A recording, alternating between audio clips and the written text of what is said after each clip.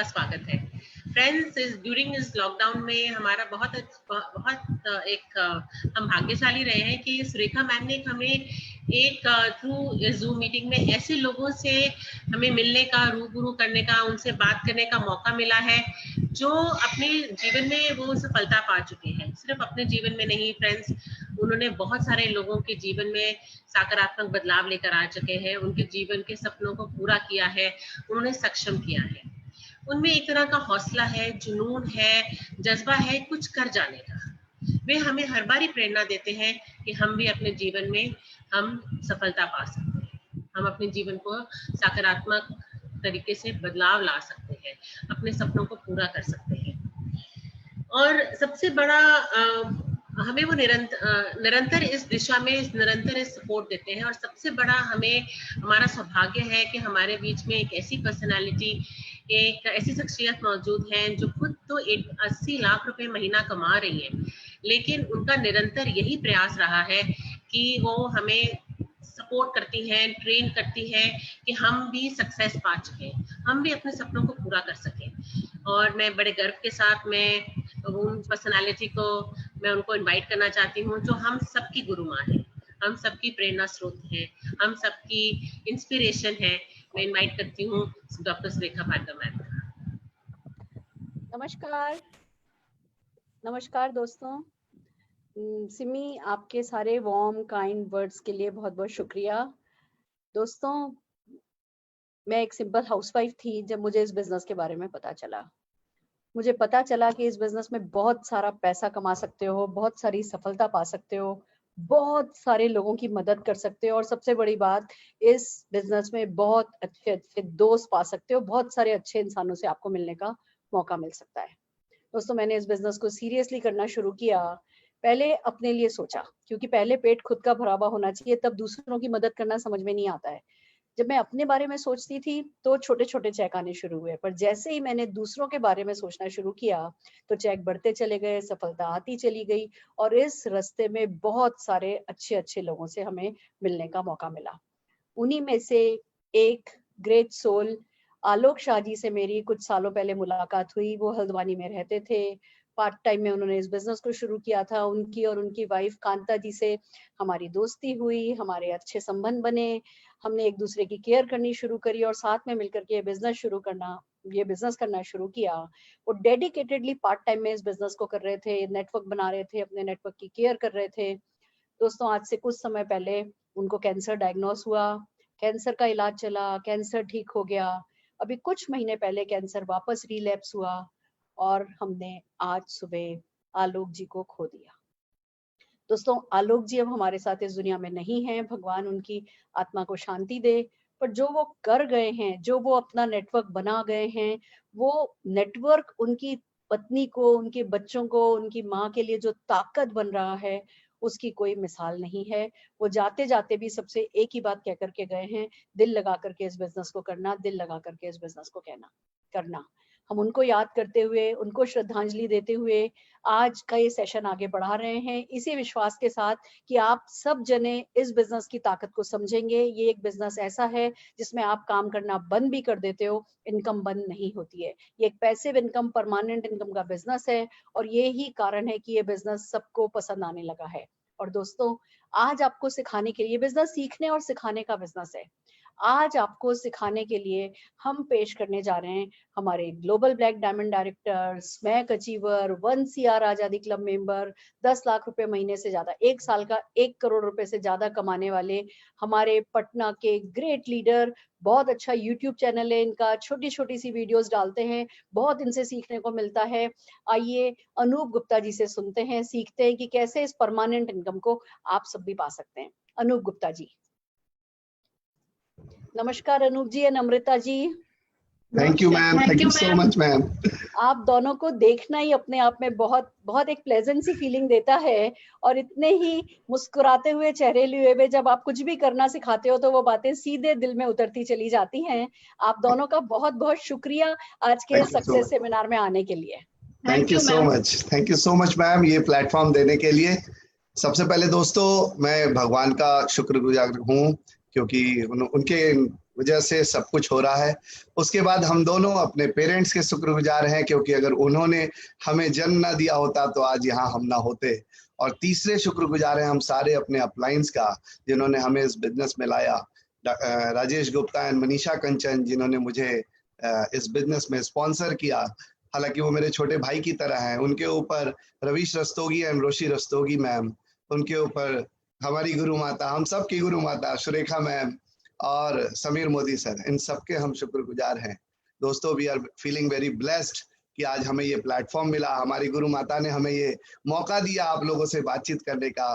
बिल्कुल अभी शब्द नहीं आ पा रहे हैं, हमें बहुत खुशी हो रही है। Thank you so much ma'am, thank you so much. Welcome welcome Anoop ji, Amrita ji, over to you. बदल दीजिए सबकी जिंदगी आज। Thank you. दोस्तों, मेरा नाम अनूप है और मैं पटना से बिलोंग करता हूँ। एक लोअर मिडिल क्लास से बिलोंग करता था। हमारे यहाँ एक संक्रामक रोग लगा हुआ था और उस रोग का नाम था नौकरी, क्योंकि हमारे फैमिली में सारे लोगों को नौकरी का क्रेज था, जॉब करना है, जॉब करना है। हमारे फादर एक्साइज इंस्पेक्टर थे और हमारे दोनों अंकल स्कूल में प्रिंसिपल से रिटायर हुए। तो ये शुरू से ये कंटेजियस रोग लगा था और इसी रोग में मैं भी शिकार हो गया और मैं भी नौकरी करने लगा। एक बहुत अच्छी नौकरी मिली बहुत कम उम्र में, और एड एजेंसी, आप समझते होंगे, प्रिंट और इलेक्ट्रॉनिक मीडिया डील किया करते थे हम लोग। और उस दौरान काफी अच्छा लाइफ बिता रहे थे। अच्छा इसलिए बोल रहा हूँ, नौकरी कभी अच्छा नहीं होता हमेशा, लेकिन अच्छा मुझे इसलिए मैं बोल रहा हूँ क्योंकि उस वक्त अच्छी खासी इनकम थी, मैं बैचलर था, कोई लाइबिलिटी नहीं थी। और film star, cricket star, models, इन लोगों के साथ, सेलिब्रिटीज के साथ उठने बैठने का मौका मिला करता था। उस वक्त मोबाइल फोन नहीं हुआ करता था कि हम सेल्फी खींच पाए, लेकिन अगर उस वक्त मोबाइल फोन हुआ करता तो मैं शायद आपको अपने साथ माधुरी दीक्षित, अनिल कपूर, बोनी कपूर, ऋतिक रोशन, अमीषा पटेल, डैनी डेंगजप्पा, बॉबी देओल, मनोज बाजपेयी, सनी देओल, इन सब के साथ फोटो आपको बताता, हेमा मालिनी। तो वो एक अच्छा फेज था, जॉब कर रहा था और कम उम्र में एक अच्छी सैलरी के साथ जॉब कर रहा था। ये बात है लगभग दोस्तों आज से 24 साल 23 साल पहले की। और एक होता है ना कि कम उम्र में जब सक्सेस आ जाती है और आप सेलिब्रिटीज के साथ समय बिता रहे हैं तो एक ईगो सा आ जाता है। लेकिन उस ईगो को ब्रेक किया। एक दिन एक इंसान से मुलाकात हुई, वो बाय प्रोफेशन एक साइंटिस्ट थे और उन्होंने मुझे बताया नेटवर्क मार्केटिंग के बारे में, पावर ऑफ नेटवर्क मार्केटिंग, ये पावर ऑफ एन क्या होता है, कि आप तो इतना मेहनत कर ले रहे हो लेकिन आपकी टीम में अगर पावर ऑफ एन काम करे तो क्या होता है। वो नेटवर्किंग का पावर समझ में आया और उसी दिन से दोस्तों मैं एक कंपनी में शुरुआत किया। हमने लास्ट कंपनी हमारी एमवे थी, तो उसमें हमने शुरुआत किया और वो साइंटिस्ट व्यक्ति ने हमें बहुत कुछ सिखाया, बहुत कुछ सिखाया और आगे बढ़ते चले गए। और शुरू से स्पोर्ट्समैन रहा, बहुत सारे, हालांकि कोई पर्टिकुलर एक स्पोर्ट्स में नहीं था, मल्टीपल स्पोर्ट्स खेला करते थे, तो स्पोर्ट्समैनशिप हमेशा भरी पड़ी थी। तो हर चीज में एक्सेल करने का एक जुनून था, पैशन था। नहीं करते थे तो कुछ नहीं करते थे, लेकिन करते थे तो लगता था कि बस एक्सेल करना है। तो शुरू से ये चीज इनहेरेंट हो गई। और जब इस प्लेटफॉर्म पे आए, नेटवर्क मार्केटिंग के इस प्लेटफॉर्म पे आए, तो वहां भी हमने बहुत जल्दी बहुत सफलता पाई और लगभग 7-8 महीने में ही हमने अपनी इनकम को अपनी सैलरी से दुगना कर लिया। और दुगना करने के बाद जैसी इनकम दुगनी हो गई तो हमने जॉब को रिजाइन कर दिया और फुल टाइम बिजनेस करने लगे। लेकिन 3-4 साल तक तो बहुत रोलिंग बिजनेस हुआ, बहुत बढ़िया हुआ, बहुत बड़ा नेटवर्क बन रहा था। लेकिन उसके बाद जाके 2003-4 में आके इनकम जो है वो स्टैग्नेट हो गई और लगातार खूब मेहनत कर रहे थे, बहुत प्रयास कर रहे थे, लेकिन इनकम नहीं बढ़ पा रही थी। एफर्ट्स बहुत बढ़ा रहे थे लेकिन इनकम नहीं बढ़ पा रही थी। लेकिन उसी समय लगा कि हमें कुछ और भी साइड से करना चाहिए, हमें कुछ और चीजों की जरूरत पड़ेगी करने के लिए, क्योंकि पैसे चाहिए। तो सर्च में रहने लगा और चूंकि नेटवर्क इंडस्ट्री में था तो चाहता नहीं था कि उसको छोड़ूं, तो कुछ ऐसा करना चाह रहा था जिससे कि हमारी वो वाली जो बिजनेस है वो हैम्पर ना हो। और उसी दौरान बोलते हैं ना कि जब आप खोजने पे आ जाओगे तो कोई ना कोई, जब टीचर तैयार है तो स्टूडेंट मिल ही जाएगा और जब स्टूडेंट तैयार है तो टीचर भी मिल जाएगा। तो ऐसे ही हुआ, जब हम खोज में आ गए तो हमें एक व्यक्ति आए, हमारे बड़े भाई के समान, हमारे ही नेटवर्क में थे। वो बोले आइए सर हम लोग कंस्ट्रक्शन का काम करते हैं। मैंने कहा कंस्ट्रक्शन मेरे लिए बिल्कुल नया शब्द है, ये बिल्कुल ही अजीब सा है। बोले कोई बात नहीं, एक ट्राई करते हैं, अगर चल गया तो ठीक, नहीं तो छोड़ देंगे। मैंने कहा चलिए वेरी गुड, किया जाए। और हम लोगों ने इत्तेफाक से शुरू किया और इसी तरह आगे बढ़ते चले गए। इसी दौरान हमारी शादी हो गई। तो 2007 में हमने अपनी कंस्ट्रक्शन कंपनी डाली। उस कंपनी का नाम double diamond developers private limited डाला। मैं नाम इसलिए बता रहा हूं क्योंकि नेटवर्क मार्केटिंग डायमंड का जुनून कितना ज्यादा था कि कंपनी का नाम भी 2 डायमंड ने मिलकर double diamond developers private limited डाला। और उस कंपनी के थ्रू हमने इस पटना शहर में लगभग 16 अपार्टमेंट्स बनाए और एंजॉय कर रहे थे लाइफ को। उसी दौरान हमारी अमृता से शादी हुई। अच्छा, इनकी शुरू से एक ड्रीम थी कि हमें फॉरेन टूर पे जाना है। बाकी तो ये बात करेंगी, अपनी बताएंगी, लेकिन पहले तो जा नहीं पा रहे थे और जब कैपेबल हुए जाने के लिए तो टाइम नहीं मिलता था। हमेशा ये हो जाता था कि चलो कब जाना है, लेकिन वो मुहूर्त नहीं निकल पाता था कभी। तो यही ऐसी लाइफ चल रही थी। अचानक ये घटना है 2015 की। हम लोग 4 दोस्त एक जगह बैठे थे और चारों ने मिलकर प्लान बनाया कि चलो ऑस्ट्रेलिया घूमने चलते हैं। और ऑस्ट्रेलिया के लिए चारों फैमिली ने वीजा अप्लाई किया। उसमें से इत्तेफाक से 2 फैमिली का वीजा क्लियर हो गया और 2 फैमिली का वीजा क्लियर नहीं हुआ। तो जो नहीं हुआ उसमें 2 फैमिली में एक मेरी फैमिली थी। अब सबका मूड ऑफ हो गया कि न्यू ईयर हम ऑस्ट्रेलिया में मनाने वाले थे और अब तो कहीं नहीं जाना। तो मैंने सोचा चलो प्लान बी, एक काम करते हैं, ऑस्ट्रेलिया नहीं गए तो क्या हुआ, इंडिया में भी बहुत खूबसूरत बीचेस है गोवा के, वहां चलते हैं। तो मैंने करीब 17 दिन का प्रोग्राम बनाया पूरी फैमिली के साथ और हम शुरू हो गए घूमने के लिए। गए 22 दिसंबर 2015 को यहाँ से निकले और 6 जनवरी को वापस लौटे 2016 को। वहां जैसे ही पहुंचे तो गोवा में जो होटल है, उस होटल के ठीक सामने जब हम पहली बार सी बीच पे खेल रहे थे और सी के अंदर गए तो मेरा उस वक्त छोटा बेटा था 4 साल का, बोला पापा पापा बॉल खेलते हैं, बॉल मारिए। तो जैसे ही मैंने बॉल मारा तो पानी में दिखा नहीं, बॉल के ठीक नीचे एक बड़ा सा स्टोन था और उस स्टोन के कारण मेरा पांव का टो फ्रैक्चर हो गया और ब्लीडिंग होने लगी और तमाम परेशानियां होने लगी। और फिर वैसे ही बैंडेज करके और वापस हम अनूप जी एक मिनट है ना, आपकी ना आवाज नहीं आ रही है लोगों को। माय गॉड, हेलो, हमारी इस पे सुनाई दे रही है। हेलो, यस, होल्ड कीजिए, थोड़ा होल्ड कीजिए।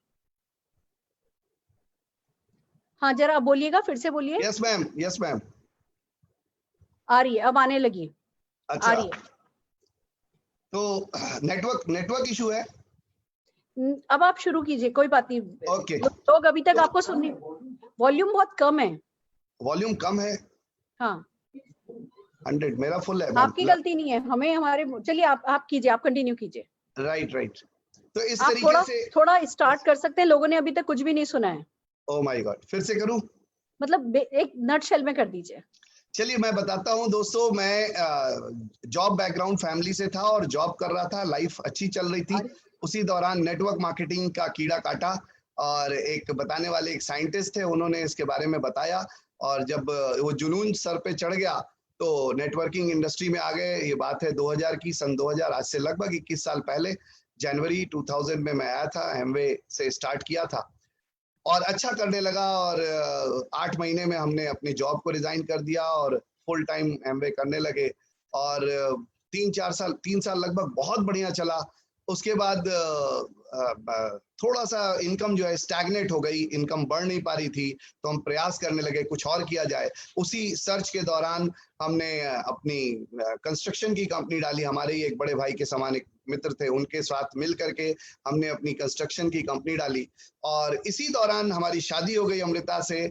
जो हमारे साथ अमृता के साथ शादी हुई, वो जो फेज था वो बड़ा क्राइसिस वाला फेज था मेरा और हमें समझ में नहीं आ रहा था कैसे क्या करें। तो उस वक्त अमृता जब आई, होता है कि मैक्सिमम ड्रीम्स तो बहुत बड़े हो गए थे। जब हम नेटवर्क इंडस्ट्री में आए तो हम ड्रीम्स बहुत बड़े हो गए थे, सपने बहुत बड़े हो गए थे, लेकिन पूरा नहीं कर पा रहे थे। तो अंदर से एक छटपटाहट सी थी।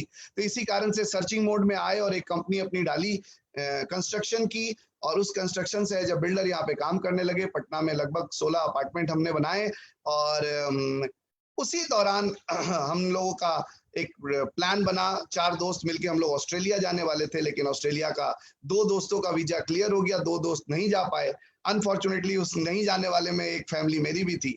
इस कारण से हम गोवा गए और गोवा में हमारे पाँव में खेलने के दौरान अचानक एक चोट लगा और फ्रैक्चर हो गया पाँव। ये स्टोरी एक तरफ ये चल रही थी, हम वापस पटना लौट के आए, लेकिन इसी दौरान एक और स्टोरी आई। मई 2015 में हमारे एक पुराने मित्र राजेश गुप्ता जी हमसे फोन किए, 26 मई की बात है कि भैया हमारी, मैं जानता था वो ऑलरेडी मोदी केयर कर रहे हैं, तो उन्होंने बोला कि एक अच्छी इनकम शुरू हो गई है और एक बेटा भी हो गया है, शादी हो गई है, तो हम चाहते हैं कि अब पटना शिफ्ट हो जाएं। तो हमने कहा मोस्ट वेलकम, आ जाओ। तो ये 26 मई 2015 की बात है। अगले ही दिन 27 मई को वो भागलपुर से चल के आ गए और मैंने उनको अपने ही कैंपस में एक फ्लैट दिला दिया। अब वो तो बोले कि चूंकि मुझे अब बच्चों की स्कूलिंग वगैरह के लिए चाहिए तो मैंने तुरंत दिला दिया, लेकिन आज भी ये पता नहीं है कि वो मुझे ज्वाइन कराने के लिए आए थे या सचमुच रहने के लिए आए थे, ये साजिश था या क्या था, ये आज तक पता नहीं चला। एनीवे, तो यहाँ आ गए और हम लोग साथ में खूब इंजॉय करते थे। लगभग 8 महीने, मैंने बताया मई 2015 से लेके जनवरी 2016 तक हम लगभग 8 महीने लगातार साथ रहा करते थे, घूमा करते थे, एंजॉय करते थे, डिनर करने जाते थे, मूवी देखने जाते थे, वाटर पार्क जाते थे। और वो आपको बार बार वो मुझे बोलते थे, भैया एक बार मोदी केयर समझ लीजिए, भैया एक बार मोदी केयर समझ लीजिए। तो मैं उनको सुनना नहीं चाहता था, मैंने मना कर दिया था, क्योंकि मेरे बैक ऑफ द माइंड एक चीज आ गई थी कि नेटवर्क मार्केटिंग इंडस्ट्री में सब कुछ बहुत बढ़िया है, टीचिंग बहुत बढ़िया है, प्रोडक्ट बहुत बढ़िया है, सेमिनार्स बहुत अच्छे होते हैं, मोटिवेशन बहुत जबरदस्त होता है, लेकिन लोगों को पैसा नहीं आता है। ये मेरे बैक ऑफ द माइंड मेरे बैठ चुका था, क्योंकि मैंने कंस्ट्रक्शन के बिजनेस में काफी पैसे देखे थे और यहाँ लोगों को मैंने देखा था कि लोगों को पैसे नहीं आते हैं। ये मेरी अपनी थ्योरी थी। तो हम देख पा रहे थे कि ये चीज भुलावा है, खाली मतलब क्या बोलेंगे, लिफाफा बड़ा है, अंदर मजमून है ही नहीं। तो इसलिए मैं उनको सुनना नहीं चाहता था, बार बार लगातार नहीं सुनना चाहता था। एक बार की घटना आपको स्पेशली बताना चाहूंगा कि हम लोग रात में डिनर करके लौट रहे थे और मैं ड्राइव कर रहा था, राजेश जी बगल में बैठे थे, पीछे अमृता और उनकी वाइफ मनीषा एंड बच्चे लोग सब बैठे थे। अचानक नेटवर्कर क्या होता है, बड़ा शातिर होता है, वो बार बार बात को घुमा के और अपने टॉपिक पे ले जाना चाहता है। तो राजेश जी भी ने बातों को घुमाते हुए मोदी केयर पे जैसे ही लाया, मैंने कार का ब्रेक मार दिया। मैंने कहा, मना किया ना कि मैं मोदी केयर के बारे में बात नहीं करना चाहता, अगर अगली बार मुझसे बात किया तो मैं गाड़ी से उतार दूंगा, तुम पैदल आना घर पे, मैं चला जाऊंगा। हम लोग घर आए, अमृता काफी नाराज थी उस दिन। आप बोले आप बड़ा बदतमीजी करते हैं, बताइए राजेश भैया को आपने ऐसे कर दिया। मैंने कहा भाई मैं जब सुनना नहीं चाहता, वो बार बार क्यों मोदी केयर बताता है, वो मुझे क्या बताएगा, मैं ही उसको लेके आया नेटवर्क मार्केटिंग में, आज वो मुझे क्या बताएगा कि नेटवर्क मार्केटिंग की क्या है क्या नहीं है। तो वो मैं जब सुनना नहीं चाहता तो वो क्यों बताता है। दोस्त ये इंसिडेंट मैं आपको जानबूझ के डिलिबरेटली बता रहा हूं कि वो वही अनूप गुप्ता था जो राजेश गुप्ता को अपने कार से उतारने के लिए उतारू था, और आज वही अनूप गुप्ता आपको मोदी केयर समझा रहा। तो this can be happen in your life. मैं थैंकफुल हूं राजेश गुप्ता का, इतना इंसिडेंट होने के बावजूद भी उन्होंने मुझसे नॉक करना नहीं छोड़ा।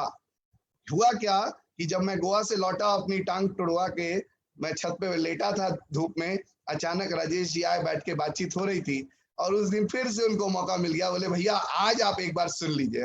मुझे भी लगा चलो इतने दिनों से बोल रहा है, इसका मन रख लेते हैं, और मेरे को भी कहीं जाना नहीं, कोई काम नहीं है, घर पे ही बैठना है। तो मैं सुनने लगा।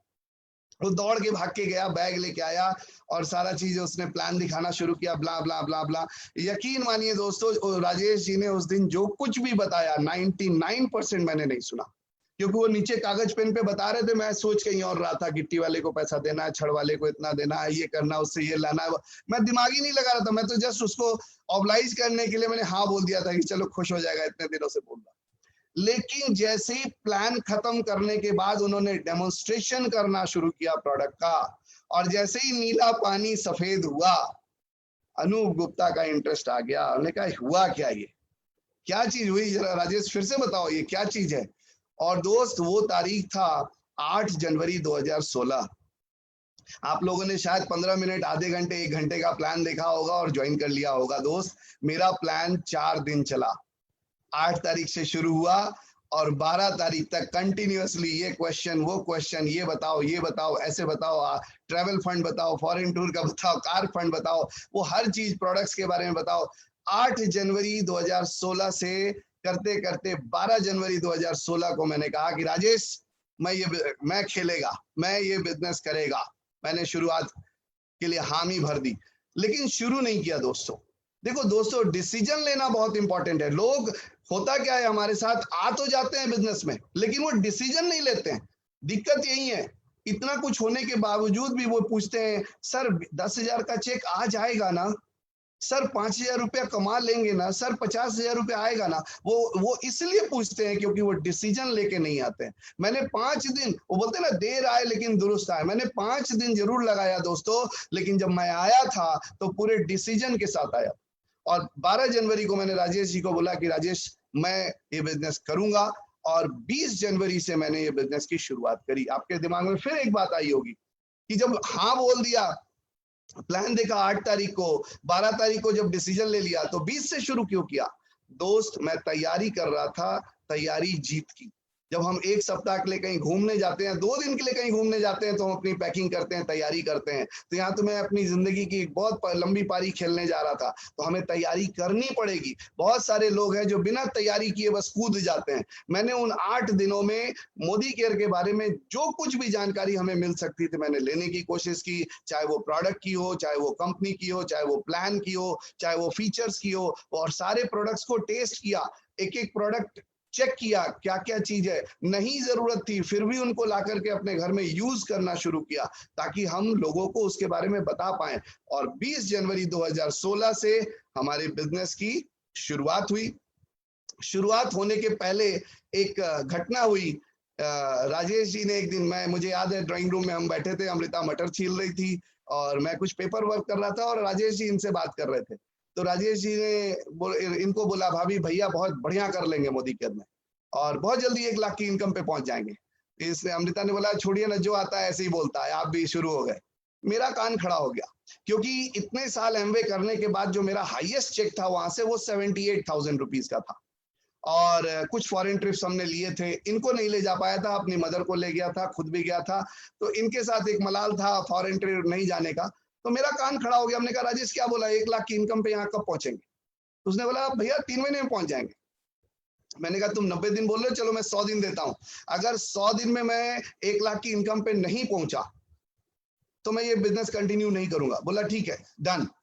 मैं दंग रह गया। जो बंदा खुद उस वक्त राजेश जी की इनकम लगभग 1,40,000 के आसपास थी, और पिछले 5, 7, 8 महीने से मैं हर महीने की इनकम इनको जान रहा था, क्योंकि वो मुझसे शेयर करते थे।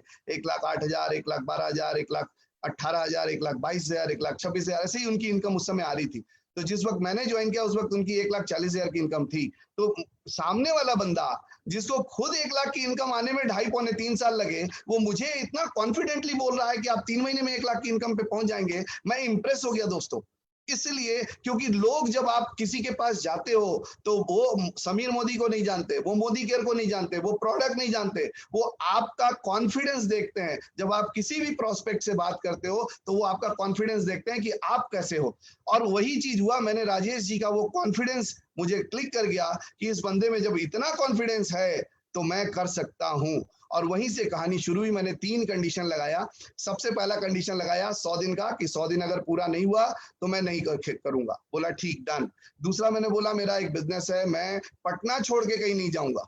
आप बोलोगे अभी भागलपुर चलो, कटिहार चलो और बनारस चलो, मैं कहीं नहीं जाऊंगा, लोगों की कमी नहीं है, मैं पटना में ही बिजनेस बिल्ड करूंगा। उसने बोला ठीक है। तीसरा कंडीशन कि ये मुझसे बहुत दिन हो गया, ये प्लान दिखाए हुए, डेमो किए हुए, मैं कुछ जानता नहीं हूं, तो अगले 3 महीना आप मुझे हेल्प करोगे। और दोस्त उन्होंने उसके लिए भी हामी भर दी।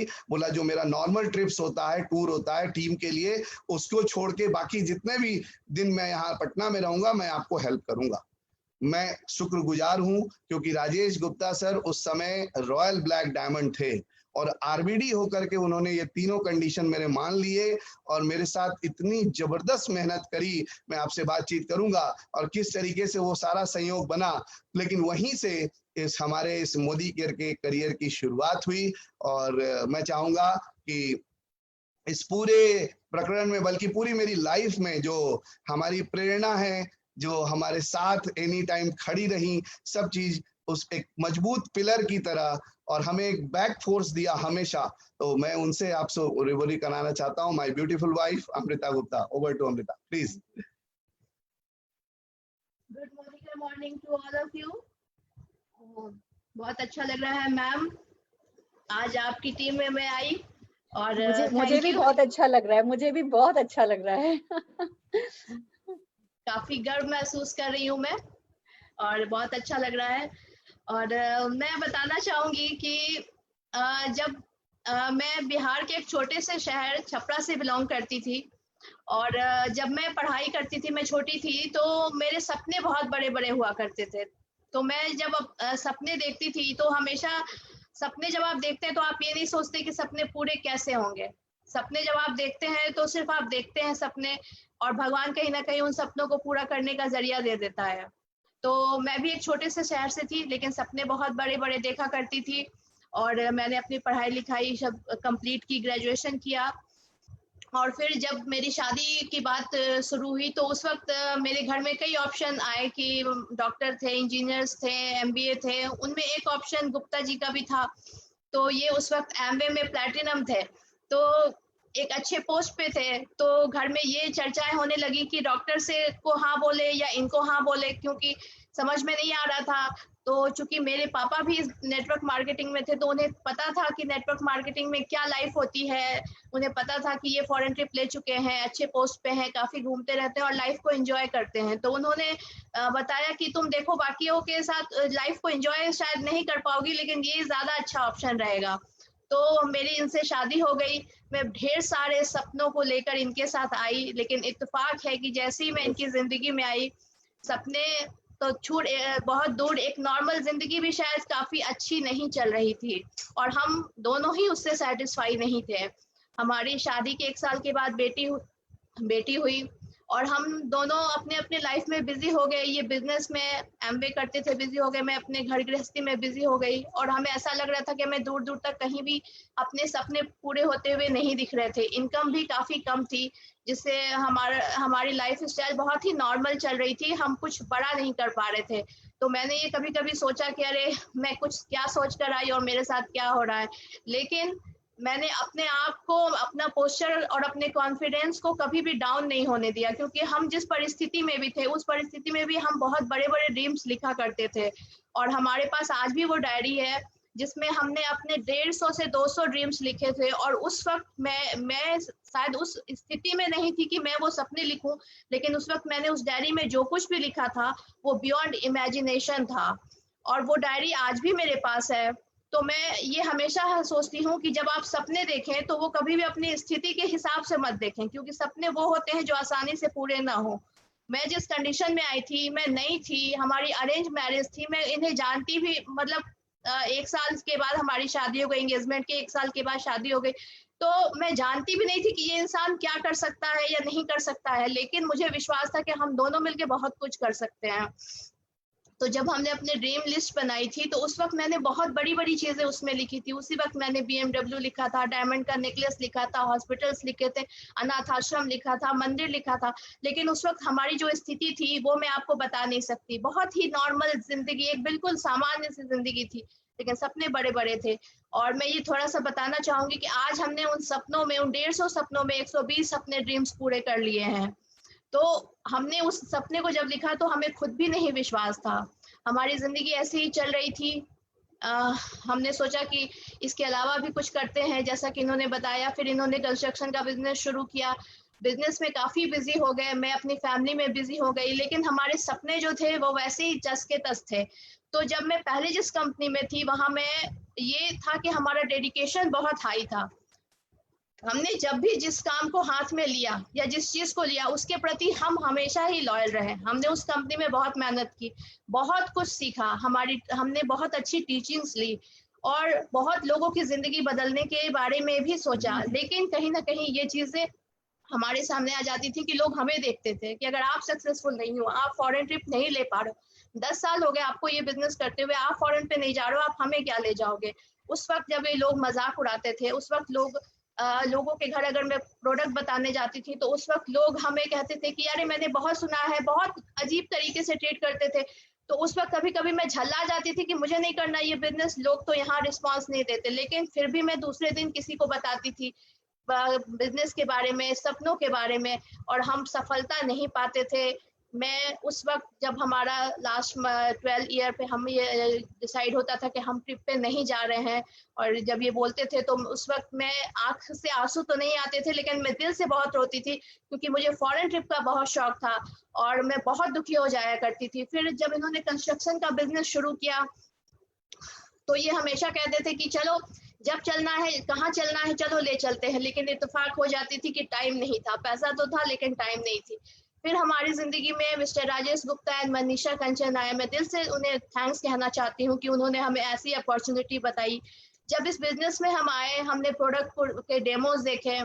प्रोडक्ट का प्लान तो मैंने नहीं उस समय समझा, लेकिन मुझे प्रोडक्ट बहुत पसंद आए, क्योंकि पहले मैं जिस प्रोडक्ट को यूज कर रही थी उसकी क्वालिटी तो अच्छी थी लेकिन रेंज काफी हाई थे। इस प्रोडक्ट को जब मैंने यूज करना शुरू किया तो मुझे किसी ने नहीं बोला कि बिजनेस कैसे करना है। मैं बिल्कुल शुरू हो गई इस बिजनेस को करने के लिए, क्योंकि दो चीजें इस बिजनेस में मुझे बहुत ही सेल्फ सेटिस्फेक्शन दी। जो चीजें थी प्रोडक्ट, जब मैं प्रोडक्ट अपने फ्रेंड्स में, किसी सर्कल में किसी को बताती थी या अपने रिलेटिव्स को बताती थी, तो उस वक्त मैं ये सोचती थी कि मैं उसकी मदद कर रही हूँ। उस वक्त मेरे दिमाग में बिजनेस नहीं चल रहा होता था, क्योंकि मुझे पता है कि रेंज इतने सही है और प्रोडक्ट की क्वालिटी इतनी अच्छी है। अगर तुम अपने बच्चों को दोगे, अगर तुम अपने घर के बड़े बुजुर्ग को दोगे, तो ये प्रोडक्ट काफी फायदेमंद है और आप अफोर्ड कर सकते हैं। उस वक्त मैं बिजनेस नहीं करती थी, लेकिन ये प्रोडक्ट्स इतने अच्छे थे जिसने मुझे ये इंस्पायर किया कि मैं लोगों की जिंदगी बदलूं। इस बिजनेस में हमने बहुत जल्दी सक्सेसफुल हुए, बहुत जल्दी सफलता पाई। लेकिन हमने इस बिजनेस को सफलता पाने के लिए कभी कोई शॉर्टकट नहीं अपनाया। हमारी वो पिछली टीचिंग्स जो थी ना, वो हमारे काम आई। और जो ये इतना बढ़िया प्लान, जो समीर सर के लिए मैं धन्यवाद देना चाहती हूँ, जिन्होंने इतना बढ़िया प्लान बनाया जिसने कई लोगों की जिंदगी बदली। मैंने उस बिजनेस में मैं 10 साल फॉरेन ट्रिप के लिए तरसी थी। मैंने यही देखकर इनसे शादी की थी। और जब मैं मोदी केयर में आई, मैंने पहला फॉरेन ट्रिप जो अचीव किया, उसमें मैं अपने साथ 50 लोगों को लेके गई।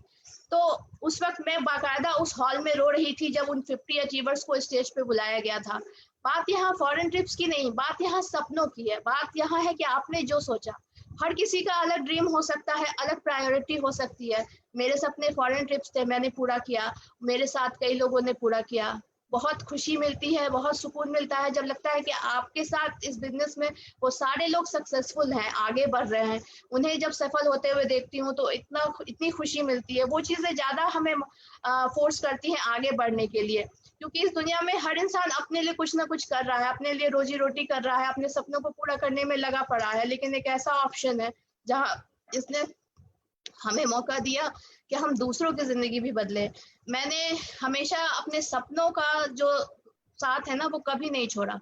मैं ये चीज हमेशा सबसे कहती हूँ कि स्थितियां कैसी भी हो, आप किस भी माहौल में हो, लेकिन अपना सपना जो है वो हमेशा फिक्स करो कि आपको क्या पाना है जिंदगी से। क्योंकि जब तक आप अपने ड्रीम को फोकस नहीं करोगे, आप उस स्थिति से आप आपको नहीं पता कि आप कब बाहर निकलोगे। भगवान प्लानिंग कर देता है कि आपके सपने पूरे करने के लिए वो क्या रास्ता देगा। मोदी केयर मुझे उसी गिफ्ट के रूप में मिला भगवान से, जिसने मेरे इतने सारे सपने पूरे किए। इस बिजनेस से हमने अपना ड्रीम हाउस लिया, ड्रीम कार ली, हमारे नीचे इतने सक्सेसफुल लोग हैं। तो ये सब कुछ जब मैं देखती हूँ तो लगता है कि हमारी वो 10 साल की जो मेहनत थी वो रंग लाई। लोगों को लगता है कि हम 17 महीने में जीबीडी गए, लेकिन मुझे लगता है कि हम 10 साल से लगे हुए थे। सिर्फ ये प्रोसेस होने में हमें 17 महीने लगे। सक्सेसफुल तो हम उसी दिन थे जिस दिन हमने सपने देखना शुरू किया था। तो हम इसी सोच से हमेशा आगे बढ़े, इसी सोच से हमने इस बिजनेस को किया। और मैं थैंक्स कहना चाहती हूँ अपनी ग्रेट अपलाइन सुरेखा मैम को। मैम, जब हम इस बिजनेस में आए, हमने 5 लाख की इनकम कभी इमेजिन नहीं की थी, हमें मिली। और जब हमें वो इनकम मिली, हम बहुत स्थिर हो गए थे। लेकिन आपने हमें वो विजन दिया कि हम 1 CR में जाए, और आपके ही बताए हुए मार्गदर्शन को फॉलो किया हमने, और हम आज 1 CR में हैं, क्योंकि हमारे साथ ऐसे ग्रेट अपलाइन हैं जिन्होंने हमें ये मोटिवेट किया कि आप इससे भी आगे करो, वरना हम तो वहीं रुके हुए थे, उसी में खुश थे। तो मैं थैंक्स कहना चाहती हूँ कि हमारे साथ ऐसी गाइडलाइन है जो हमें हाथ पकड़कर ऊपर उठाती है। और आज जिंदगी में इतनी खुशी, इतना सुख और इतनी शांति है, मैं बता नहीं सकती दोस्तों। क्योंकि ये सब कुछ मुझे मिला मेरे सपनों की वजह से। मैंने इस सपनों को और इन सफलता को पाने के लिए कोई पढ़ाई नहीं की, कोई पूंजी नहीं लगाई, किसी का बुरा नहीं किया, किसी से उधार नहीं लिया, किसी का नुकसान नहीं किया। लोगों को आगे बढ़ाते गई और अपने सपनों को पूरा किया। तो मेरे इस सफलता में जो सबसे बड़ी चीज थी ना, वो सिर्फ और सिर्फ मेरे सपने थे। क्योंकि अगर मेरे सपने ना होते तो मैं इतनी सफल ना होती। मैं एक बहुत ही छोटे शहर की लड़की थी, मेरे पास मेरी पूंजी सिर्फ मेरे सपने थे, उनको फॉलो किया। मेरा रेडियो पे इंटरव्यू जब आया, उस वक्त मैंने अपने घर में किसी को नहीं बताया। मैं जब रेडियो पे इंटरव्यू देने गई तो मेरे घर में किसी को भी नहीं पता था कि मैं कहाँ जा रही हूँ, मेरे बच्चों को भी नहीं पता था, क्योंकि मैं इतनी सरप्राइज थी कि मुझे लगा ये पहले हो जाए फिर मैं इसे बताती हूँ, क्योंकि वो मेरी इमेजिनेशन से बाहर की चीज थी। तो ये सब कुछ जो मुझे मिला, ये सब कुछ जो मैंने पाया, तो क्या आप ये सोच सकते हैं कि एक सिंपल सी लड़की जिसने ग्रेजुएशन किया, जिसने मैंने बीएड भी किया था और मैंने सीटेट भी क्वालिफाई किया था, लेकिन मैंने कभी जॉब करने के बारे में नहीं सोचा, क्योंकि मुझे पता था कि अगर मैं जॉब करती तो ना ही मैं अपने बच्चों को देख पाती और ना ही मैं अपने काम पे कंसंट्रेट कर पाती। लेकिन मैंने इस बिजनेस को किया, अपनी मर्जी से किया और अपने सपनों को पूरा किया, और आज आप लोगों के आशीर्वाद से मैं इस बिजनेस में आगे बढ़ रही हूँ और उन सभी लोगों के सपनों को पूरा करने में उन्हें सहयोग कर रही हूँ, और आशा करती हूँ कि जितने भी लोग हमारे साथ हैं वो आगे बढ़े और अपने सपनों को पूरा करें। Thank you. Fantastic, fantastic. आज अमृता जी मैं आपकी फैन हो गई। थैंक यू मैम, आपकी दीवानी हो गई हूँ और आपको मैं 10 घंटे 15 घंटे 20 घंटे सुन सकती हूँ। Thank you ma'am. रोए खड़े कर दिया आपने, आत्मा तक हिला दी। मैं दोबारा जन्म लेके फिर से इतना ही करने को तैयार हूँ। आज मेरी जिंदगी का सबसे अच्छा दिन है, आपने मेरी इतनी तारीफ की, तो thank you ma'am. You are amazing। Anoop ji, सोने की खदान है आपके पास तो। जी मैम, Amazing।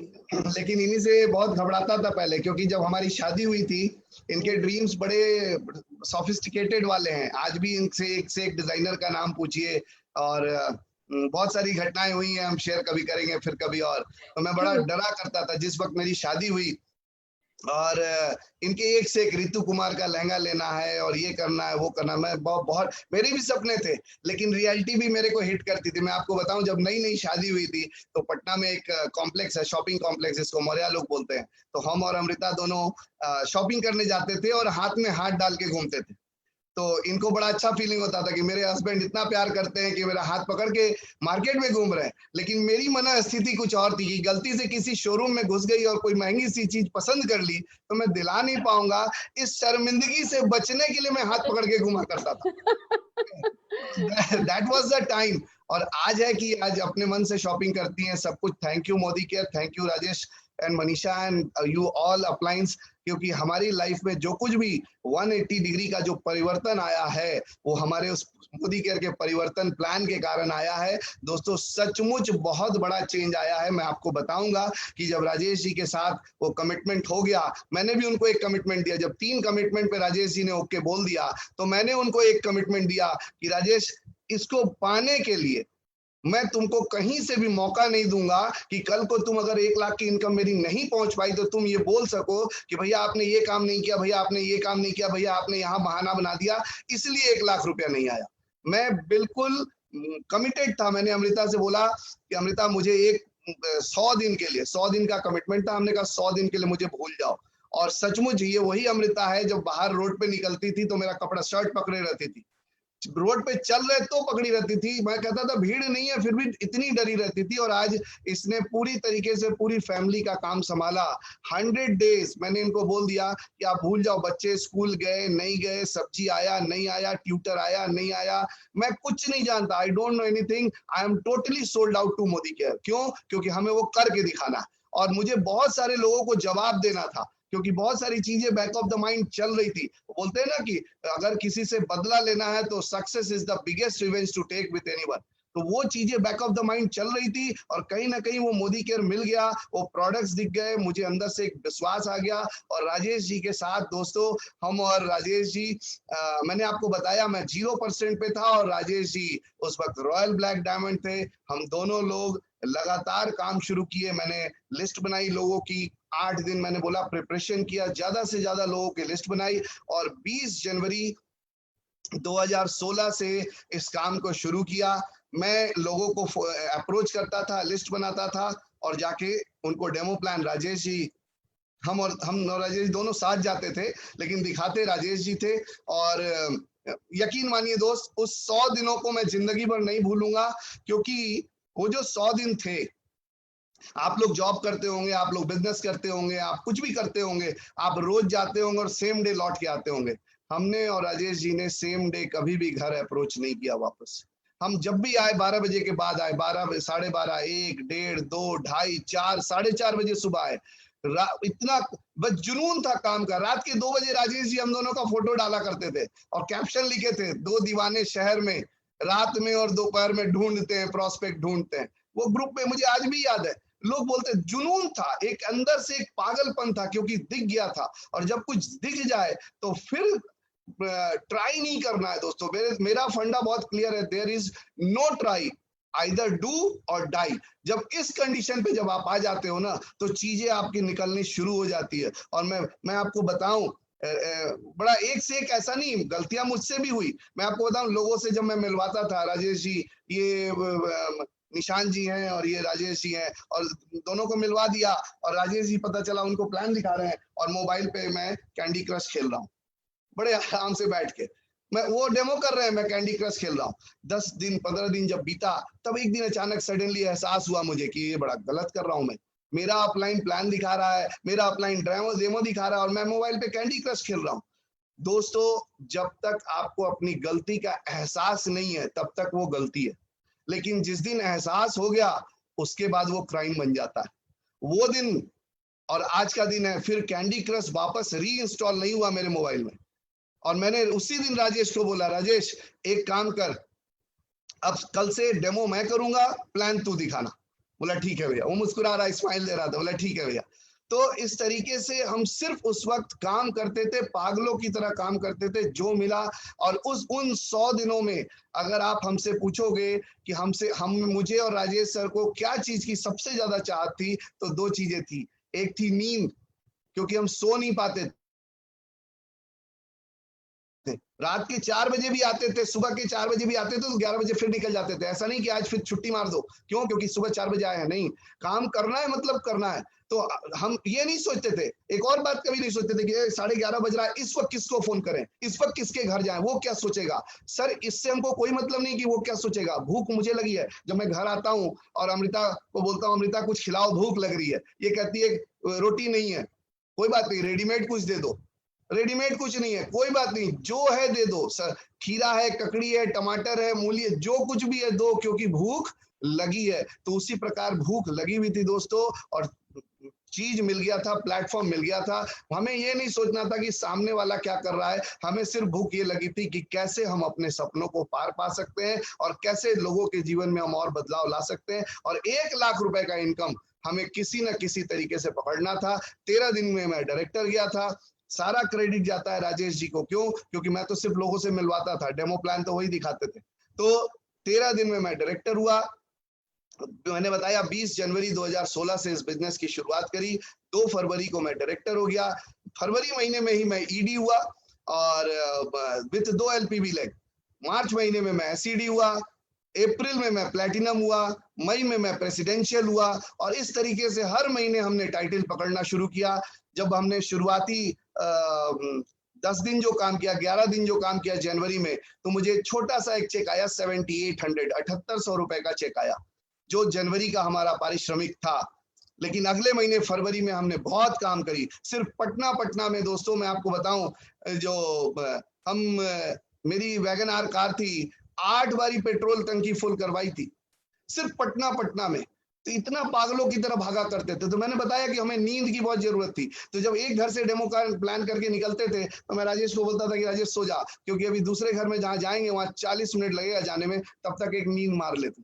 तो वो नींद मारा करता था, और मैं ये पागलों की तरह गाड़ी चलाया करता था, आंख झपक झपक के।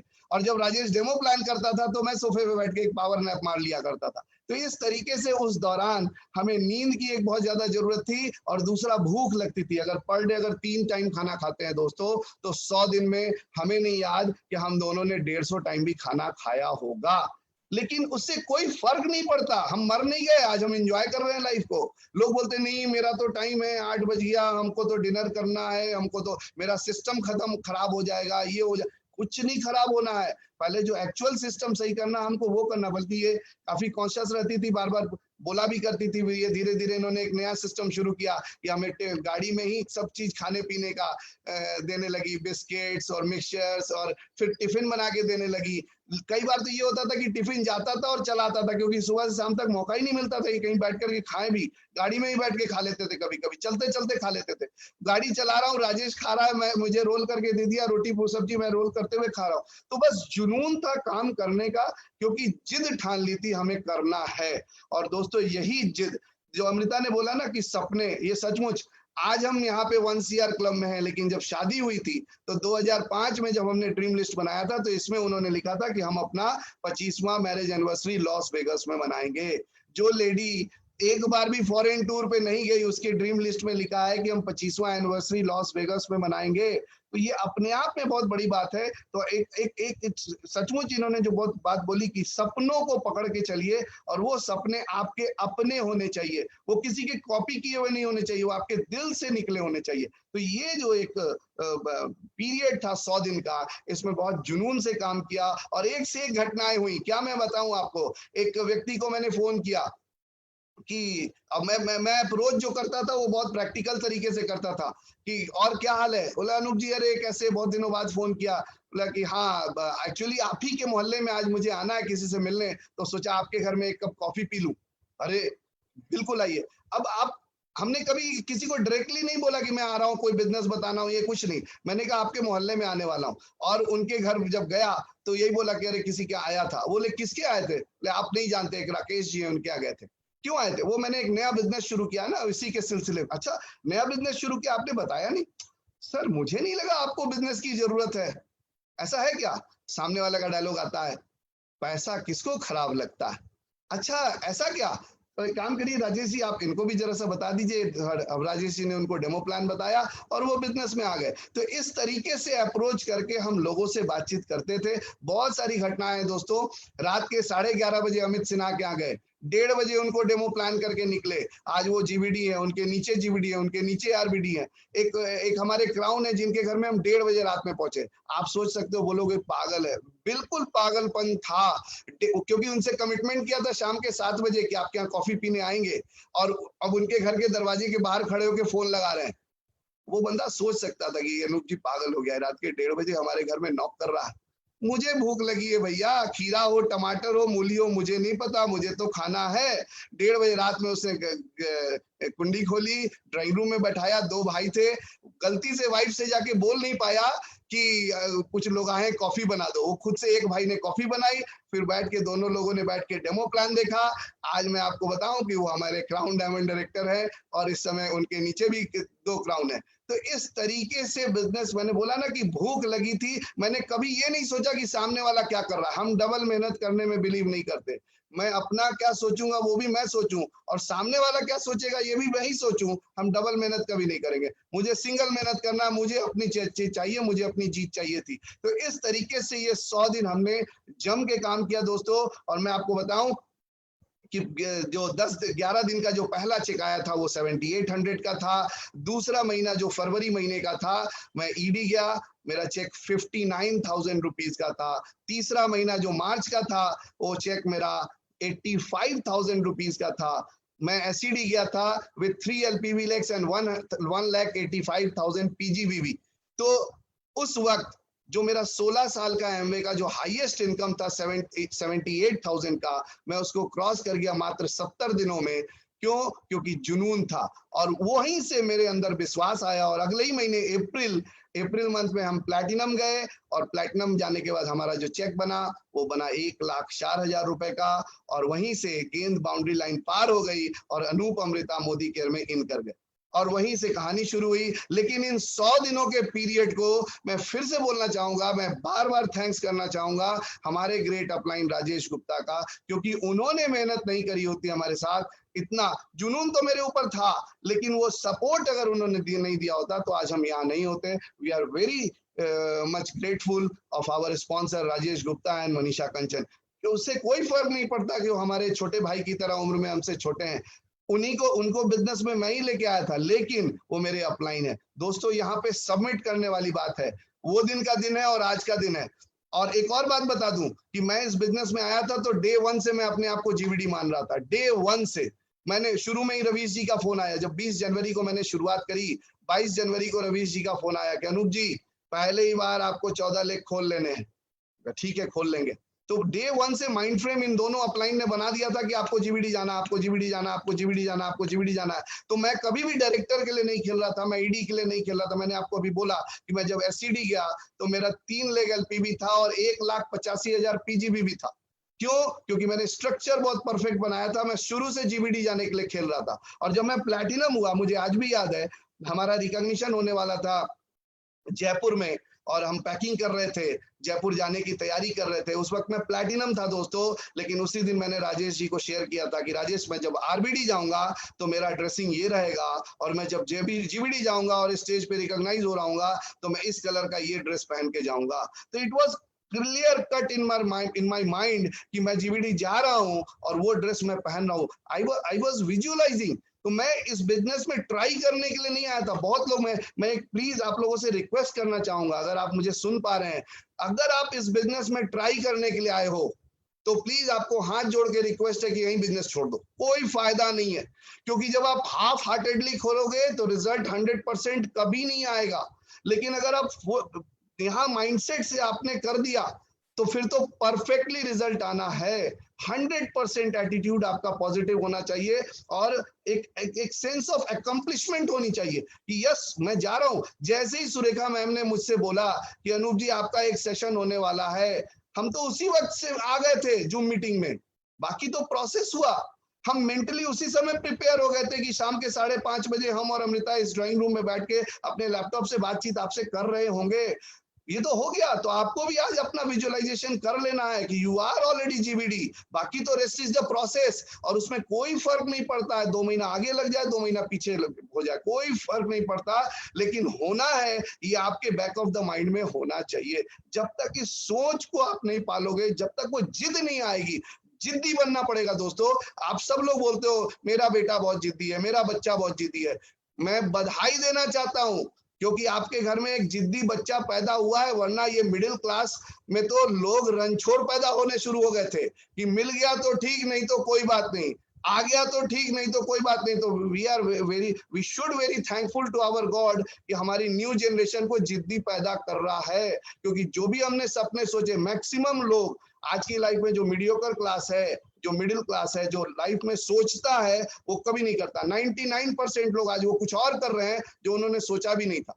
तो क्यों? क्योंकि जिद्दी नहीं थे। अगर जिद्दी होते तो वही कर रहे होते जो उन्होंने सोचा होता। तो हमें भी यहाँ पे जिद ठाननी पड़ेगी कि हमको करना है, करना है, करना है। क्योंकि जो जिद्दी है वही सफल है, वही इतिहास रचता है। तो आपको भी जिद पकड़ना पड़ेगा। जब तक आप जिद्दी नहीं होगे, और मैं कंप्लीटली सबमिटेड था। मैं आपको बताऊं, हमारे अपलाइन, मैंने बोला कि बहुत हमारे हमसे उम्र में बहुत छोटे हैं, हमारा रेस्पेक्ट भी बहुत करते हैं, लेकिन वो मेरा अपलाइन है। आज भी मैं कुछ भी बिना, अभी मैं यहाँ पे मीटिंग सेमिनार कर रहा हूँ, लेकिन उनको पता है मैं कुछ भी ऐसा नहीं करता जो उनको पता नहीं होता। मैं अगर एक ड्रेस भी खरीदता हूँ ना, मैं अपने घर के लिए झूमर भी खरीदता हूँ, ड्राइंग रूम के लिए झूमर भी खरीदता हूँ, एक घड़ी खरीदता हूँ, एक कुछ भी खरीदता हूँ, तो मैं उनको एक फोटो खींचता हूँ और व्हाट्सअप करता हूँ, और उधर से आता है यस। आप सोच सकोगे कि भैया ये पैसा, मैं भी सोच सकता हूँ कि पैसा मेरा है, शौक मेरा है, मैं अपने अपलाइन से क्यों पूछूं। लेकिन आज मेरे घर में कुछ भी ऐसा नहीं होता जो मेरे अपलाइन को पता नहीं होता। क्यों? इसलिए नहीं कि पूछना जरूरी है, इसलिए कि कल को कोई भी तीसरा आदमी जाके राजेश जी से बोलेगा कि अरे अनूप जी तो ऐसा बोल रहे थे, अरे अनूप जी तो ऐसा कर रहे थे, तो वो बोलेगा नहीं मुझे पता है, मुझे अपने डाउनलाइन पे पूरा कॉन्फिडेंस है, वो ऐसा कर ही नहीं सकते, वो ऐसा बोल ही नहीं सकते। तो ये एक बॉन्डिंग क्रिएट करने के लिए मैं हर चीज उसको बताता हूँ। वो हर चीज मैंने बताया ना, अगर ये पीछे गिटार खड़ा है तो इस गिटार को भी खरीदते समय मैंने उसको फोटो खींचा और भेजा कि राजेश ये पसंद आ रहा है, लेना है, उधर से थम्स अप आया, यस ले सकते हैं। तो ये एक गुरु शिष्य परंपरा है। जब तक आप अपने अपलाइन को सबमिट नहीं करोगे दोस्तों, तब तक नहीं होगा। और मैक्सिमम लोग जो है ना वो फंस जाते हैं। क्यों? किस चीज में फंस जाते हैं? ईगो में फंस जाते हैं। अभी कुछ दिनों पहले, लॉकडाउन के पहले, मैं बैंगलोर गया था, और बैंगलोर में मुझे मैक्सिमम लोग यही मिले बोलते हुए कि Anoop ji I am leading a good life. Maximum लोग, सबका यही फॉर्मूला था, Anoop ji I am leading a good life. दोस्तों मैं एक जगह पढ़ा था कि good life is the biggest enemy of great life. अगर आप गुड लाइफ में अटक गए तो आप ग्रेट लाइफ पे तो जा ही नहीं सकते हो। अगर आप आपकी 20,000 रुपए की इनकम में खुश हो गए, अगर आप आज 7,000 रुपए की इनकम में खुश हो गए, अगर आप 50,000 रुपए की इनकम में खुश हो गए, तो 5 लाख की इनकम पे तो आप जा ही नहीं सकते। तो अगर if you want to see the view, आपको ऊपर जाना पड़ेगा, टॉप पे जाना पड़ेगा। और यही चीज है जो आगे बढ़ाती है, और मैक्सिमम लोग इसी में स्टक कर जाते हैं। आपको एक बहुत अच्छी स्टोरी सुनाना चाहूंगा। एक बच्चा था, उस बच्चे ने अपने गुरु से पूछा कि गुरुजी मैं अपनी अंदर की क्षमता सबसे ज्यादा कैसे निखार सकता हूँ। गुरुजी बोले इतना इंटेलिजेंट क्वेश्चन पूछ रहा है, क्या बात है, आखिर है क्या बात, क्या दिमाग में है? तो बोला मैं एक लेखक बनना चाहता हूँ, best of the best writer बनना चाहता हूँ, तो मैं बताइए मैं अपनी अंदर की क्षमताओं को कैसे निकाल सकता हूँ। तो गुरुजी ने बोला तुम्हें क्या लगता है सबसे ज्यादा क्षमताएं कहाँ होती हैं? तो उसने कहा स्कूल में, कॉलेजेस में, गुरुकुल में। बोले क्यों? बोले सबसे ज्यादा सीखने वाले लोग यहाँ होते हैं। तो उन्होंने कहा गलत जवाब, चलो मैं बताता हूँ सबसे ज्यादा क्षमताएं कहाँ होती हैं। और उसको लेके गए वो शमशान घाट, और शमशान घाट में उन्होंने बोला कि जानते हो सबसे ज्यादा क्षमताएं यहाँ पे सोई पड़ी हैं। वो सारी आत्माएं, वो सारे शरीर जिन्होंने अपने आप को पहचाना नहीं। तुम जितने भी स्टोरीज सुन रहे हो, तुमने जितने भी क्या बोलेंगे रिकॉर्ड सुने हैं, उससे भी बड़ा रिकॉर्ड बन सकता था, उससे भी बड़ी स्टोरीज क्रिएट हो सकती थी, उससे भी बड़ी हिस्ट्री क्रिएट हो सकती थी, अगर इन सोई हुई आत्माओं ने अपनी क्षमता को पहचान लिया होता। लेकिन हुआ क्या, उन्होंने अपनी क्षमता पहचानी नहीं, और यही रीजन है कि आज उन लोगों के बारे में पूछा भी नहीं जा रहा। तो ये जो ब्रेन है ना, ये बड़ा पावरफुल ब्रेन है, और हम अपनी ब्रेन से कुछ भी कर सकते हैं दोस्तों। इस ब्रेन की ताकत को, इस ड्रीम की ताकत को हमको समझना है। मैं आपको एक स्टोरी, एक फिल्म की बताऊंगा, उससे आप रिलेट कर पाएंगे। एक मूवी आई थी क्रिस 3 आई थी, उसमें एक कैरेक्टर था, वो नेगेटिव कैरेक्टर था, नाम मुझे पता नहीं। तो वो हैंडीकैप था, वो व्हील चेयर पे चलता था, उसका हाथ भी काम नहीं करता था, पैर भी नहीं काम करता था, लेकिन उसका ब्रेन इतना पावरफुल था कि अगर वो इस ग्लास को देख रहा है तो देखते देखते वो ग्लास को तोड़ देता था, वो टीवी को उठा के फेंक देता था, ड्यू टू ब्रेन पावर। तो हमारे ब्रेन में वो पावर है कि हम कुछ भी कर सकते हैं, बस हम उसका यूटिलाइजेशन तो करें। हम यूटिलाइज ही नहीं करते। दिक्कत यही है, जब आप अपने सपनों की दुनिया में जीने लगोगे तो सब कुछ हो जाएगा दोस्त। मैं तो बोलता हूं उस माँ के बारे में सोचो जो प्रेग्नेंट होती है, वो सिर्फ वो इतना कष्ट झेलती है, वो बैठ नहीं सकती, वो ठीक से उठ नहीं सकती, वो करवट लेट नहीं सकती, उसको क्या तकलीफ होती है हम और आप तो समझ नहीं सकते उसके चैलेंजेस को। लेकिन वो सारे चैलेंजेस 9 महीने तक झेल जाती है, सिर्फ इसलिए कि उसके बेड के सामने एक बच्चे का, एक सुंदर से बच्चे का फोटो लगा होता है, और वो बच्चे का फोटो उसको इतना पावर देता है क्योंकि उसको पता होता है कि ये 9 महीना में कष्ट झेल गई तो दुनिया की सबसे बेहतरीन उपाधि से मैं नवाजी जाऊंगी, जिसको हम माँ बोलते हैं। तो वो उस कष्ट को झेल जाती है, तो वो ड्रीम उसको पावर देता है इन कष्टों को झेलने के लिए। तो आपको भी अपने सपनों को अपने सामने फिक्स करना चाहिए, अपने बेडरूम पे, अपने ड्राइंग रूम पे, आप वार्डरोब पे अपने सपनों को, पिक्चर को लगाइए, लिख के लगाइए। रिटन गोल्स में बहुत पावर होता है दोस्तों, और जब आप इस तरीके से शुरू करोगे तो ये चेंजेस अपने आप आने लगेगा। और गुड लाइफ में स्टक मत करना प्लीज। जैसा कि अमृता ने बताया, हम भी गुड लाइफ में आ गए थे। हम 17 महीने में हम लोग जीवीडी अचीव कर लिए, और उसके बाद स्टक से हो गए थे। फिर सुरेखा मैम ने बोला कि 1 CR क्लब में जाना है, 1 CR क्लब में जाना है, और लगने लगा कि भाई बहुत बढ़िया है, अब तो काफी अच्छी लाइफ चलने लगी, 5-5.5 लाख रुपया महीने का आ रहा है, अब जरूरत क्या है, ठीक ठाक है। लेकिन उसके बाद लगा कि नहीं, 1 CR क्लब में भी जाना है, समीर मोदी आजादी काउंसिल में भी आ गए। तो आप कंटिन्यू चलते रहना। मेरे पिताजी हमेशा बोलते थे कि जो पानी बहता रहेगा, प्रकृति के साथ चलो, प्रकृति के साथ बहो, जो पानी चलता रहेगा वो ताजा रहेगा, जो रुक जाएगा वो सड़ जाएगा। तो हमें भी रुकना नहीं है, हमें चलते जाना है, चलते जाना है, चलते जाना है। आज सुरेखा में इतने ऊंचाई पे पहुंचने के बावजूद भी लगातार मेहनत कर रही है, रोज रोज। क्यों? क्योंकि स्टक नहीं करना, आगे बढ़ते जाना है। तो हमारे लिए एक बहुत ग्रेट लेसन है हमारे पास। हम रुक जाते हैं, हमारे अंदर ईगो आ जाता है, और जब तक हम स्टक हो जाएंगे तो बहुत बड़ी गड़बड़ी हो जाएगी। हमें जीवीडी बनने में, एक बात याद रखिएगा, हमें जीवीडी बनने में पूरा जीवन नहीं लगाना है, बल्कि हमको जीवीडी 1 के पूरा जीवन बिताना है। तो ये चीज को एकदम फॉलो कर लीजिए कि आपको जल्दी से जल्दी जीवीडी अचीव करना है, और उसके बाद पूरी जिंदगी जीवीडी बन के बिताना। लोग क्या सोचते हैं, अच्छा जीवीडी बनना है, कर लेंगे, नहीं, जल्दी से जल्दी करना। और अपने कॉन्शियस माइंड को बोलिए कि हमको करना है करना है। जब बार बार ये जिद्दी वाला बात आपके अंदर हो जाएगा ना, तो हो जाएगा। बस एक ही चीज है दोस्त, एक होता है ज्ञान और एक होता है एहसास। ज्ञान सबको होता है। अगर मैं पूछूं, किसी से बोलूं शराब पीना बुरी बात है, सब बोलेंगे हाँ बिल्कुल सही है, तो मुझे ज्ञान है। लेकिन एहसास उस बच्चे को है जिसका बाप रोज शराब पी के आता है और माँ को मारता है, बेटे को मारता है, घर में दंगा करता है। एहसास सिर्फ उस बच्चे को है। तो क्या एहसास है कि हमें कष्ट है? लोगों को ये एहसास ही नहीं होता। एक बहुत अच्छी रियल घटना आपको सुनाते हैं कि एक बार इंडिया पाकिस्तान का मैच था, और आपको पता होगा वर्ल्ड कप था, सॉरी वर्ल्ड कप का सबसे पहला मैच था 2015 का, और 2015 को सबसे पहला मैच इंडिया पाकिस्तान का फंसा था। तो हम सारे दोस्तों ने डिसाइड किया कि हम लोग एक साथ एंजॉय करेंगे। तो चिप्स, कुरकुरे, कोल्ड ड्रिंक, सारी चीजें एक साथ आ गई, और हम लोग सुबह 8:30 बजे से ही मैच था। हम लोग एक जगह एक फ्रेंड के ड्राइंग रूम में बैठ गए और एंजॉय करने लगे। वहां पाकिस्तान का विकेट गिरता था। आपको भी पता है इंडिया पाकिस्तान का मैच बहुत इंटरेस्टिंग होता है। तो जैसे ही इंडिया का चौका छक्का लगता था, हम लोग खूब एंजॉय करते थे। पाकिस्तान का विकेट गिरता था, हम लोग खूब सीटियां बजाते थे। लेकिन उसी दौरान उसी ड्राइंग रूम में मेरे फ्रेंड का एक कुत्ता बैठा था, वो बार बार रोता था। ऐसे रोता है ना, वो भी रो रहा था। हर थोड़ी देर बाद, तो शुरू में तो आइडिया नहीं लगा, लेकिन हर थोड़ी देर बाद ऐसे रोने लगा। बाद में हम लोगों ने नोटिस किया, हम कहा यार ये क्यों रो रहा है, इसको चुप करा। मेरा फ्रेंड बोला यार इग्नोर कर, मैच देख, एंजॉय कर, मैच देख। जब उधर पाकिस्तान का विकेट गिरा, हम लोग तालियां बजा रहे, वो रो रहा है। अब बर्दाश्त से बाहर हो गया, यार ये क्यों रो रहा है, इसको उठाओ। बोला एक्चुअली ये जिस गद्दी पे बैठा है ना, उसमें एक कील निकली है, और वो कील उसको चुभ रही है। तो जब जब चुभती है वो रोता है। तो हमने कहा अगर कील चुभ रही है तो हट क्यों नहीं जाता? तो उसने कहा इतनी नहीं चुभ रही है कि वो हट जाए।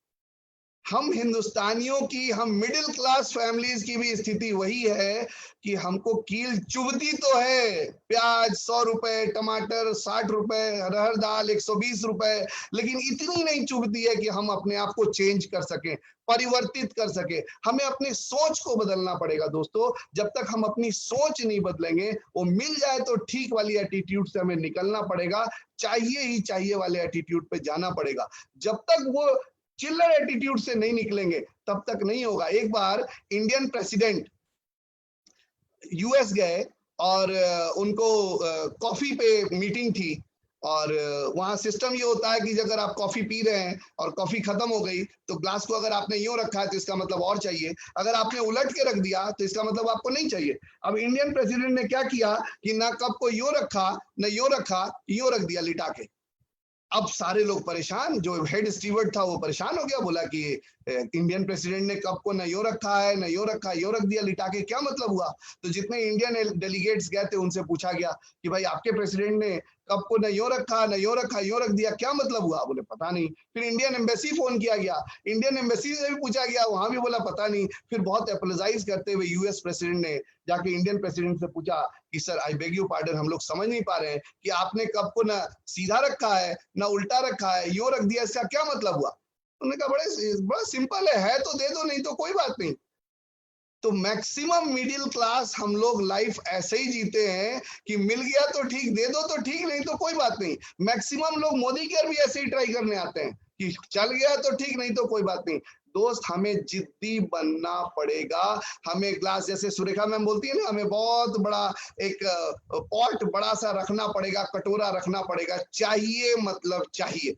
जब तक वो चाहिए वाला जिद्दीपन नहीं होगा, फिर कुछ नहीं होगा। हमें उस जिद को ठानना पड़ेगा, और इस गुड लाइफ से ग्रेट लाइफ में जाने के लिए ये हमारा जो माइंडसेट है, ये जो हमारा कटोरा, खुला ग्लास, ये बहुत काम करता है दोस्तों। एक बार एक मंदिर था, और उस मंदिर के बाहर बहुत सारे भिखारी बैठ करके भीख मांगा करते थे। एक बार गलती से किसी व्यक्ति ने नोट की जगह उसके पॉकेट में, हो सकता है लॉटरी का टिकट हो, और उसने डाल दिया, और गलती से इत्तेफाक से वो लॉटरी का टिकट लग भी गया, और 1 करोड़ की लॉटरी लग गई।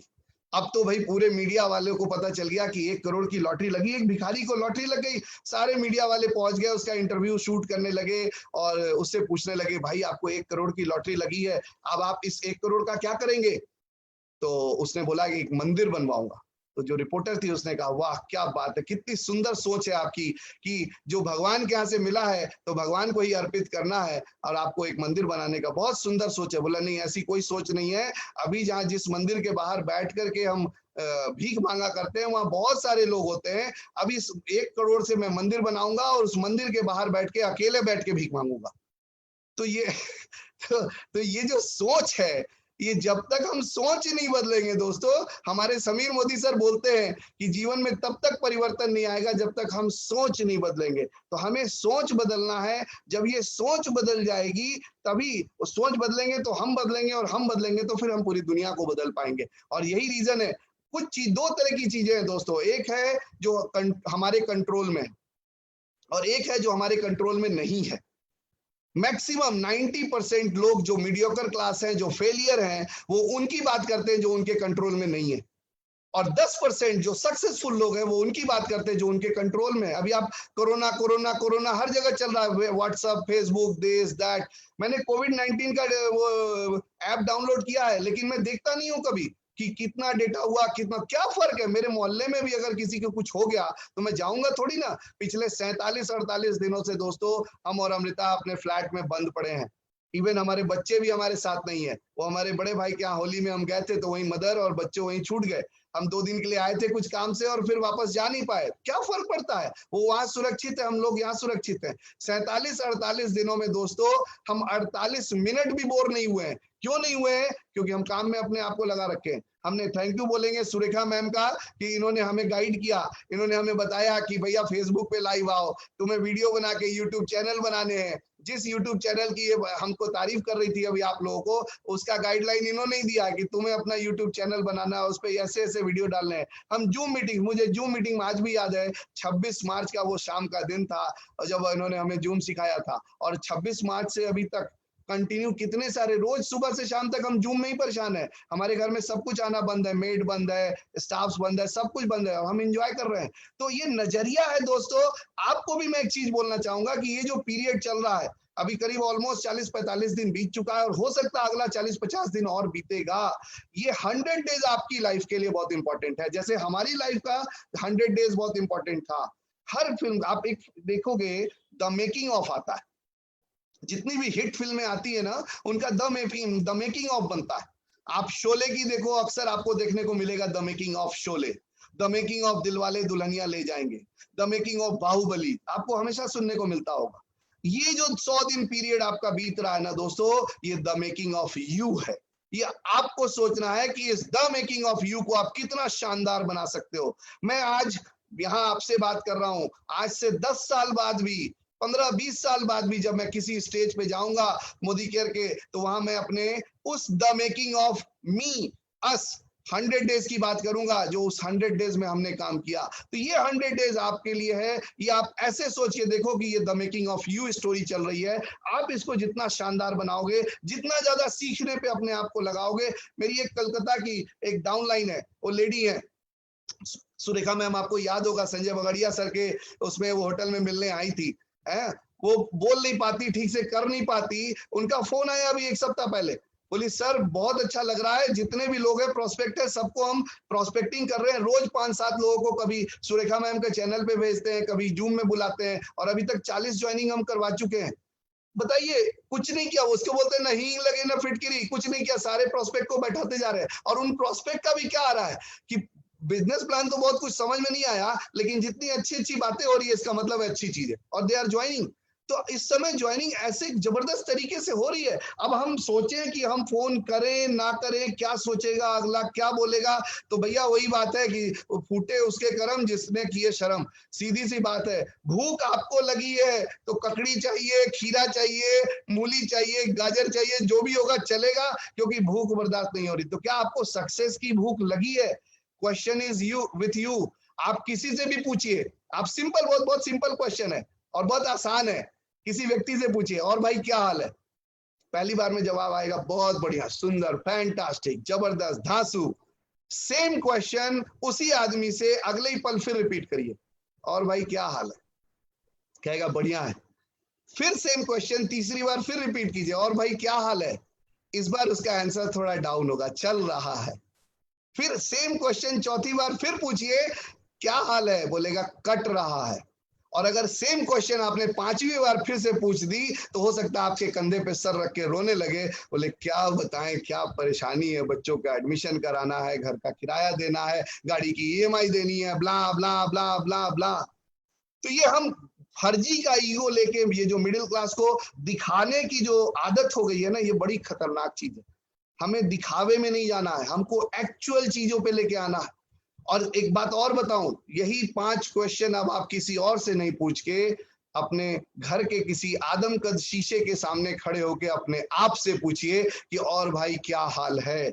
और अगर 5वीं बार में आपको रोने का मौका ना मिले तो आप समझ जाइए कि आप बिल्कुल सही लाइफ जी रहे हैं। लेकिन अगर अंदर से अंतरात्मा अगर झकझोर दे तो दोस्त यही समय है काम करने का। आज बहुत दुनिया का सबसे खूबसूरत प्लेटफॉर्म हमको और आपको मिला है। और ये द मेकिंग ऑफ यू, इस जूम मीटिंग, आप मत सोचो कि ये द मेकिंग ऑफ, आपको कितना बढ़िया आपके अपने ड्राइंग रूम में, आपके अपने बेडरूम में, आपके अपने स्टडी रूम में बैठ के आपको ऐसे ऐसे लीडरों को सुनने का मौका मिल रहा है जिनको आप कभी मिल नहीं पाते थे। मेरे डाउनलाइंस बोलते हैं कि सर थैंक यू, आज सुरेखा मैम को हम अपने घर में सुन पा रहे हैं, वरना उनका परिवर्तन, उनका डेमो हम तो कभी सोच नहीं सकते। लेकिन आज ये मौका है दोस्तों। मैंने बोला ना, this is the period of the making of you. क्या आप इसके लिए तैयार हैं? सिंपल सी बात है, ये क्वेश्चन आपको करना होगा। और चलते चलते एक स्टोरी सुनाना चाहूंगा कि एक व्यक्ति हुए जिनका नाम है दशरथ मांझी। आप लोगों ने नाम सुना है उनका? मैं आवाज नहीं सुन पा रहा हूं। दशरथ मांझी को माउंटेन मैन के नाम से जाना जाता है और उस पर एक मूवी भी बनी। तो स्टोरी क्या है, हो सकता है आपको पता हो, लेकिन मैं फिर से बताना चाहूंगा। स्टोरी ये है कि उनकी वाइफ लेबर पेन में थी और जहां हॉस्पिटल था वहां वो ले जा रहे थे, लेकिन उस हॉस्पिटल और उनके घर के बीच में एक बहुत बड़ा पहाड़ था और उनको ले जाने के लिए पूरा पहाड़ घूम के जाना पड़ता था। और जाते जाते जाते जाते उनकी रास्ते में ही उनकी वाइफ की, जो लेबर पेन में थी, उनकी डेथ हो गई। उस हॉस्पिटल के बाहर खड़े होकर के उस दशरथ मांझी ने एक प्रतिज्ञा की, क्या है? पर्वत, तूने मेरी पत्नी की जान ले ली है, मैं एक दिन तेरी जान ले लूंगा। दोस्तों सुनने में बड़ा फनी लगता है। हो सकता है उस समय सामने पत्नी को मरा हुआ देख के थोड़ा इमोशनल हो गए होंगे और बोल दिया होगा, लेकिन नहीं, दूसरे दिन से एक काम शुरू कर दिया। क्या किया? छेनी हथौड़ी उठाया और चले क्या करने? पहाड़ तोड़ने। आपको क्या लगता है, लोगों ने मजाक नहीं उड़ाया होगा उनका? दशरथ क्या कर रहा है? 23 साल लगातार, सर्दी गर्मी बरसात, 23 साल। अभी मोदी की 24 साल की है, सोचिए 23 साल लगातार दशरथ मांझी सुबह उठता था, छेनी हथौड़ी उठाता था और पहाड़ तोड़ता था। Every day morning. उसको लोकल लैंग्वेज में लोग मजाक जरूर उड़ाते होंगे कि दशरथ ही छेनी हथौड़ी से पहाड़ टूटेगा, लेकिन वो कभी जवाब नहीं दिया, लगा रहा। क्या उसका कभी माइंड डाइवर्ट नहीं हुआ कि ठीक तो बोल रहा है यार, पत्नी तो मर गई, अब क्या बेवकूफ का बात कर रहे हैं हम, क्यों पहाड़ के पीछे पड़े हैं? हो सकता है उसके मन में ये भी नहीं आया होगा कि ठीक दूसरी शादी कर लेते हैं, क्या फर्क पड़ता है। लेकिन वो अपनी पत्नी और बच्चे से इतना प्यार करता था कि वो लगा रहा 23 साल लगा रहा, क्योंकि उसका सपना था, उसका कमिटमेंट था। और एक दिन आया जब उस पहाड़ को तोड़ दिया और आज उस पे रास्ता बन गया। गवर्नमेंट तो बाद में आई, सिर्फ फीता काटने के लिए और इनॉग्रेशन करने के लिए, लेकिन पूरा पहाड़ तोड़ के रास्ता तो उस दशरथ मांझी ने बनाया, जिसको आज पूरे दुनिया माउंटेन मैन के नाम से जानती है। मेरा क्वेश्चन ये है दोस्तों कि वो दशरथ मांझी ने इतनी मेहनत की, जी तोड़ मेहनत की, 23 साल लगातार, बार बार लगातार, उसकी पत्नी और बच्चे तो मरे हुए थे। हमारे और आपके पत्नी और बच्चे जिंदा हैं। क्या हम अपने जिंदा पत्नी और बच्चों के लिए मेहनत कर सकते हैं? क्या आपका जवाब हाँ है तो आपका समय शुरू होता है अब। TikTok TikTok TikTok TikTok TikTok TikTok TikTok. Wish you all the best. Thank you very much. Anoop ji, ma'am, शब्द नहीं है बोलने के लिए। आप और अमृता जी ने आज ना अंदर तक झकझोर के रख दिया। मुझे भी भूख लगी है। मुझको 5,000 जीबीडी चाहिए, 10 लाख रुपया कमाने वाले। मेरे को बहुत जोर से भूख लगी है। यस यस, और कुछ भी करने को तैयार हूँ। हो जाएगा। Amazing, I am proud of you. इतना ही कह सकती हूँ। मोदी केयर बहुत लकी है कि आप मोदी केयर में हैं। मोदी केयर बहुत लकी है, मोदी केरियन बहुत लकी है कि सिखाने के लिए आप जैसे लोग हैं। और बहुत बहुत शुक्रिया आपका, बहुत बहुत शुक्रिया। I am proud of you, शाबाश। अब अगला टारगेट अनूप जी, अमृता जी, 25 लाख रुपए महीने का है। यस यस, फिर 50 लाख और फिर 1 करोड़। यस, ये 3 टारगेट हैं आपके। इन 3 टारगेट को ले लोगे तो बीच में न जाने कितने लोगों को लाखों करोड़ों रुपया दिलाने में मदद कर दोगे। और उनकी भी तिर जाएगी, आपकी भी तिर जाएगी। कैपेबिलिटी आप दोनों में है, आप दोनों खड़े हो गए हो। दुनिया का कोई भी ख्वाब आपके लिए बड़ा नहीं रहेगा। Thank you so much ma'am, thank you so much. शाबाश, thanks for the amazing session. बस आपका प्यार यूं ही बना रहे, आशीर्वाद वरद हस्त ऐसे ही बना रहे। हम सब कुछ कर लेंगे और हो जाएगा, हो जाएगा। Fantastic, fantastic, fantastic.